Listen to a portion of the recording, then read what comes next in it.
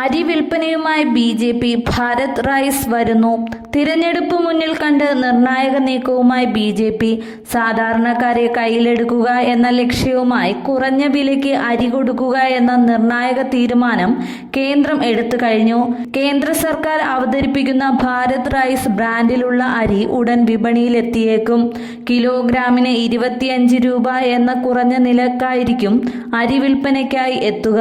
അടുത്ത വർഷം നടക്കാനിരിക്കുന്ന പൊതു തിരഞ്ഞെടുപ്പിന് മുന്നോടിയായി അവശ്യ വസ്തുക്കളുടെ വിലക്കയറ്റം പിടിച്ചു നിർത്താനുള്ള നടപടിയെന്ന നിലയിലാണ് തീരുമാനം. ഭാരത് ആട്ട, ഭാരത് ദാൽ എന്നിവ കുറഞ്ഞ നിരക്കിൽ വിതരണം ചെയ്തതിന് പിന്നാലെയാണ് മോദി സർക്കാർ ഭാരത് അരിയുമായി എത്തുന്നത്. സർക്കാർ ഏജൻസികളായ national agricultural cooperative marketing federation of India, national cooperative consumers federation of India limited, Kendriya Bhandar ഔട്ട്ലെറ്റുകൾ, സഞ്ചരിക്കുന്ന വിൽപ്പനശാലകൾ എന്നിവിടങ്ങളിലാണ് ഭാരത് റൈസ് ലഭിക്കുക.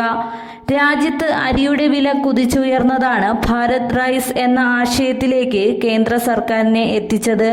ഇന്ത്യയിലെ അരിയുടെ ശരാശരി ചില്ലറ വിൽപ്പന വില കിലോഗ്രാമിന് 43.3 രൂപയാണ്.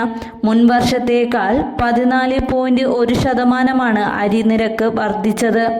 ഭാരത് ആട്ട ബ്രാൻഡിലുള്ള ഗോതമ്പ് പൊടി കിലോഗ്രാമിന് 27.5 രൂപ നിരക്കിലും ഭാരത് ദാൽ ബ്രാൻഡിലുള്ള പരിപ്പ് കിലോഗ്രാമിന് 60 രൂപ നിരക്കിലുമാണ് സർക്കാർ വിൽക്കുന്നത്. 2000-ലേറെ വിൽപ്പന കേന്ദ്രങ്ങൾ മുഖേനയാണ് ഇവ വിൽക്കുന്നത്.